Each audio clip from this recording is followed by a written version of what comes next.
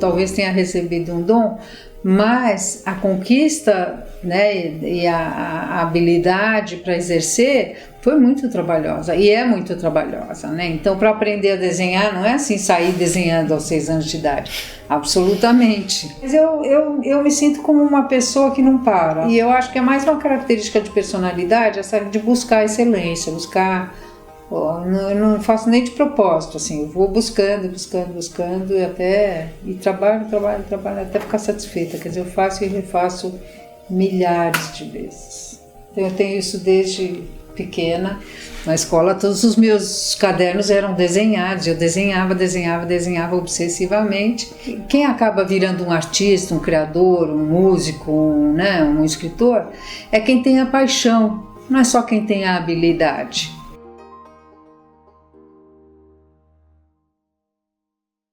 Eu nasci em Roma, minha família veio para o Brasil, veio da Itália para cá. Eu cheguei, eu tinha 3 anos de idade. Quando eu era pequena, eu tenho 8,5 graus de hipermetropia e a família não percebeu. Então, eu não conseguia ler muito, o olho ardia. Então, eu olhava as imagens. Isso é excelente. Eu começava a imaginar as histórias. Depois muitas vezes eu fui ler, eu achava que as minhas histórias eram melhores do que estava escrito. Eu tenho uma lembrança muito antiga que era de desenhar um homem palito, que é aquela cabeça e os pezinhos assim que são só um risco. E um dia eu coloquei uma roupinha nesse homem palito, que era bem fácil, assim, um casaquinho, uma calça comprida e tal. E eu olhei para aquilo e fiquei muito, eu lembro até hoje da minha sensação de espanto, de dizer assim, nossa, eu sei desenhar, né? Alguma coisa assim, foi uma revelação para mim. E perto da minha casa, lá em Moema, ainda morava um senhor, acho que ele, se não me engano, ele era alemão. Um senhor já com uma certa idade, que era um aquarelista. Ele falava assim pra mim que a aquarela estava muito dura, menina. Tá muito dura, menina, tá muito dura. E eu não conseguia entender, porque ele não falava português, na verdade. Aí, anos mais tarde, eu fui realmente retomar a aquarela e eu entendi o que era. A aquarela está dura, é que faltava água. Mas ele não tinha didática para me explicar que eu podia usar mais água, porque a aquarela é justamente a habilidade de você espalhar aquela água e digamos assim, incorporar o acaso da água, vai para lá, vai para cá, tinta um pouquinho mais para cá. É uma coisa que exige um pouco de esperteza e de prática, né?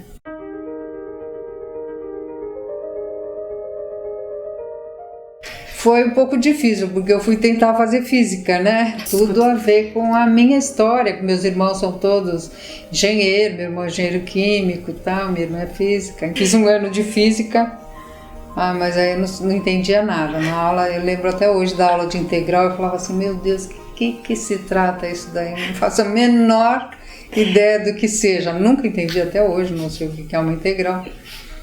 Mas aí eu fiquei um ano lá, e depois, estava em crise, é claro, né? Porque não tinha o menor interesse naquela faculdade. Um colega meu que tinha feito cursinho junto comigo falou, por que você não vai lá para a FAO? A FAO é bacana. E aí foi muito interessante, porque eu percebi muitos anos mais tarde que a arquitetura era um pouco...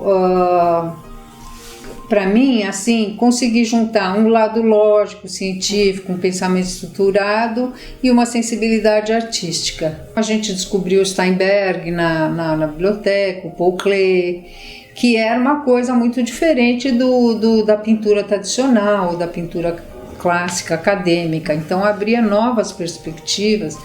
E aí até eu comecei a fazer pequenos cadernos para adulto, nada para criança, lá na faculdade, e experimentar essa linguagem contada só pela imagem. Eu terminei a faculdade, mas eu entendia bem pouco de arquitetura. Na época eu até falava assim, quando eu acabei a faculdade, eu falava assim, se eu fizer uma casa, a casa cai. Hoje eu penso que se eu fizer uma casa, a casa voa, nem cai, né? Ela sai voando, assim. Foi um professor meu antigo que me convidou para montar, junto com uma equipe, um ateliê dentro do Museu Lazar Segal. E tinha fotografia, tinha gravura, escultura, pintura, tinha uma série de coisas, pequenos ateliês. E eu acabei participando da montagem desse ateliê, depois durante alguns anos dei aula lá, e era aberto ao público. Saí do Museu Lazar Segal, eu estava com um filho pequeno e tal, me ocorreu essa ideia de trabalhar com livros.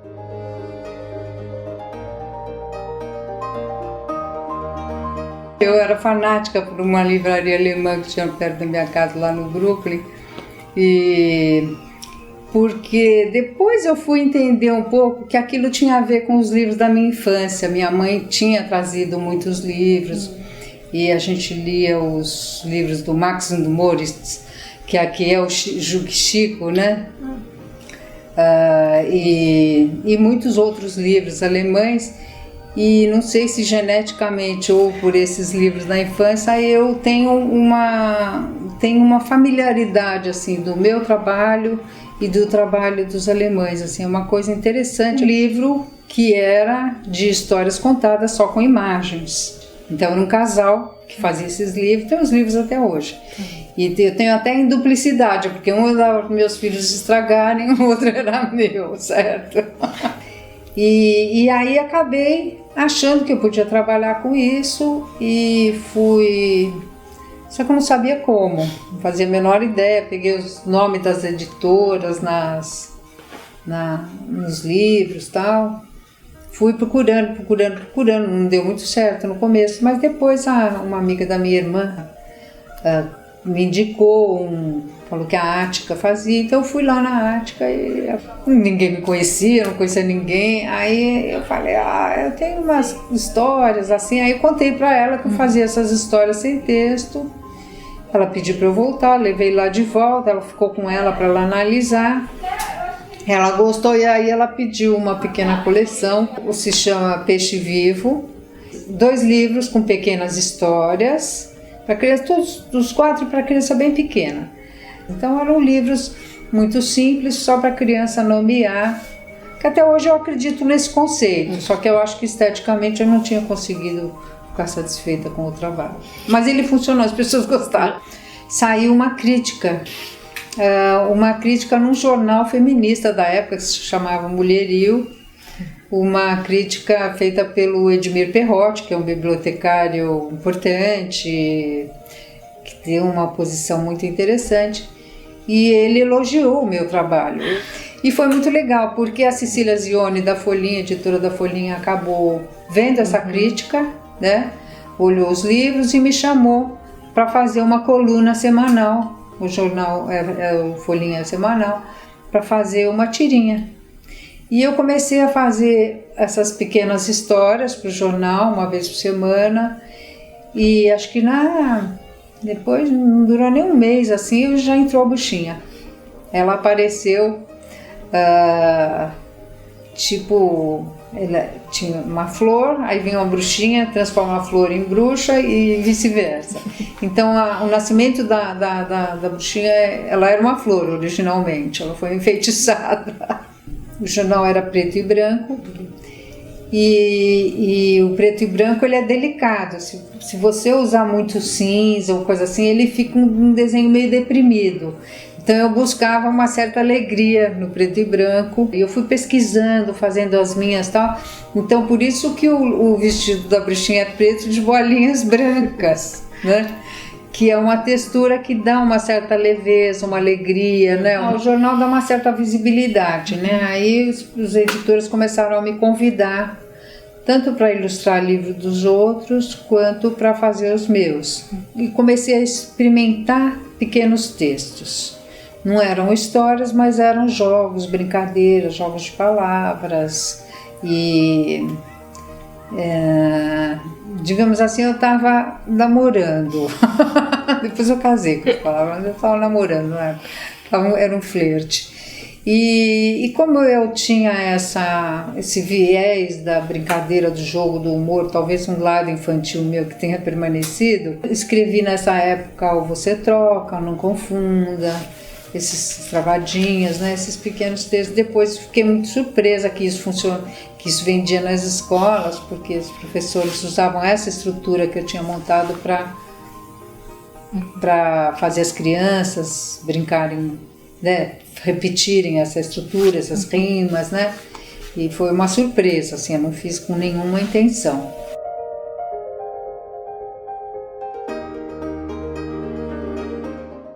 E estava lá, de olhos fechados, que é como eu crio esses livros sem texto, tal, esperando acontecerem coisas na minha tela mental.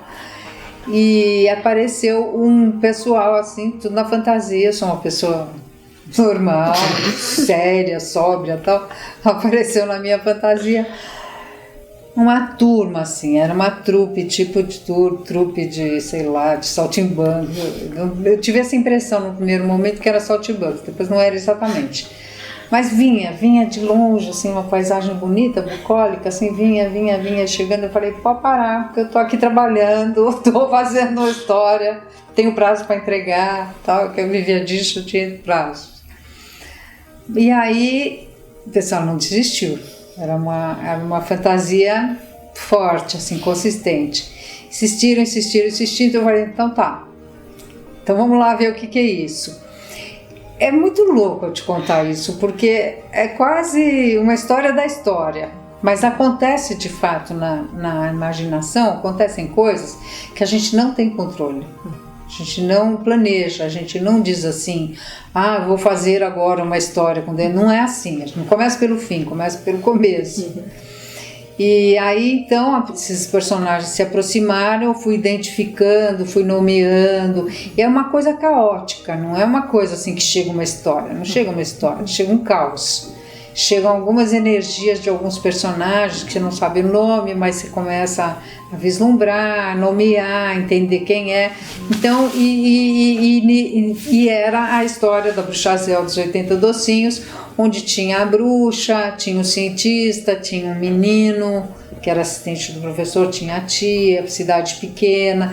Essa cidade pequena é muito aquelas cidades pequenas europeias, até medievais, assim, sabe? Quase medievais, não sei, na minha fantasia. Depois eu identifiquei, né? E aí comecei a criar uma história, tem até hoje o caderno onde eu escrevi, porque escrevia na mão naquela época. Acho que eu fiquei com vontade mesmo de fazer um desenho mais elaborado.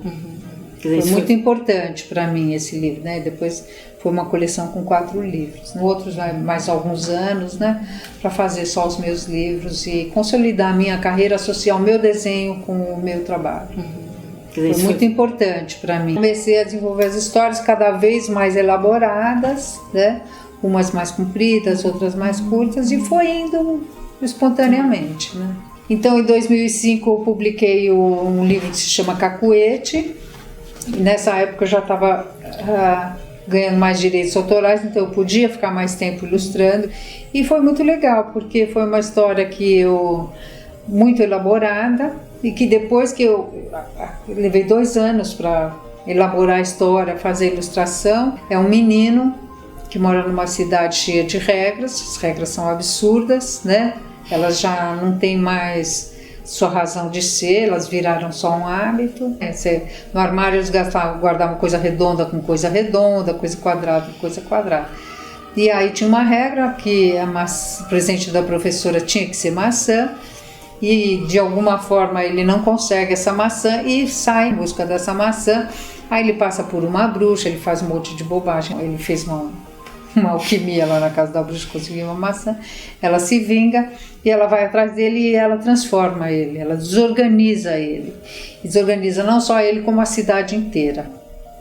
Depois que eu acabei, eu se perguntei, né, por que tinha demorado tanto, e percebi que ele era um pouco uma síntese de um pensamento meu, já que durava uma década, né, que é uma reflexão sobre educação, né, sobre uma estrutura que está congelada, né, que é a estrutura patriarcal, e que é rompida para dar origem a outra, né. Nós estamos agora, né, digamos assim, nós estamos construindo a democracia.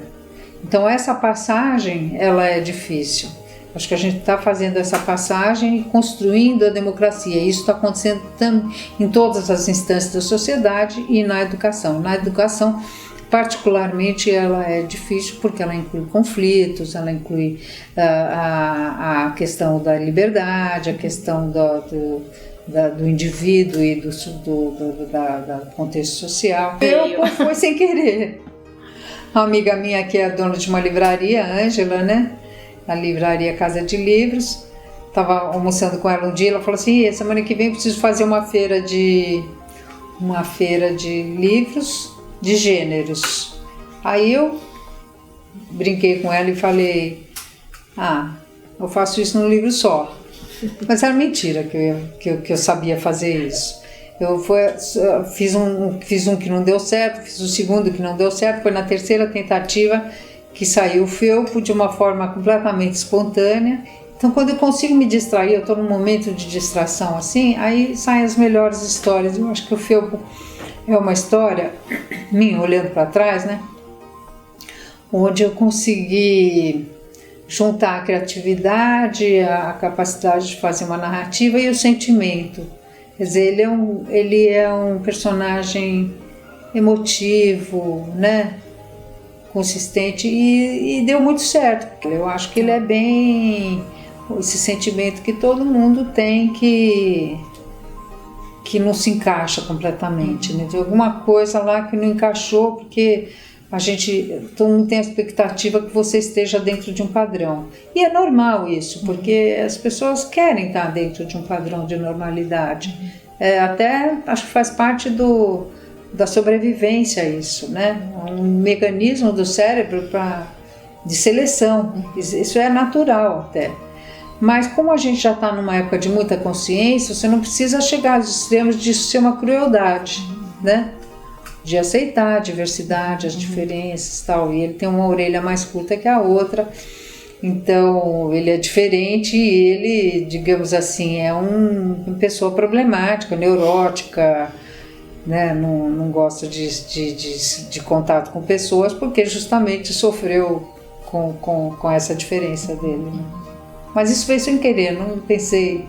Vem assim, um coelho com uma orelha mais curta que a outra. Aí vai escrevendo a história. Depois é que eu me dou conta. Então, as coisas não se passam no racional, elas se passam numa alquimia interior, né? Em 2009, a editora Moderna me convidou para ser exclusiva. Eu fiquei completamente surpresa.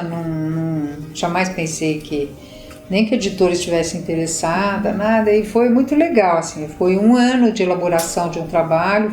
Foi anunciado em 2010, mas foi um ano de estruturação, de escolha de títulos, de contratos, de acordos, né? E foi muito legal. A Bruxa Zelda, em particular, foi um livro que, digamos assim, foi o primeiro livro que eu tinha escrito e deu para sentir muito, reescrevendo, com o quanto que eu tinha evoluído, né?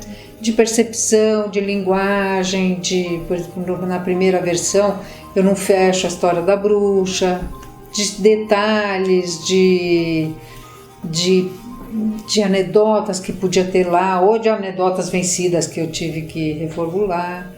Então foi muito gratificante assim para mim.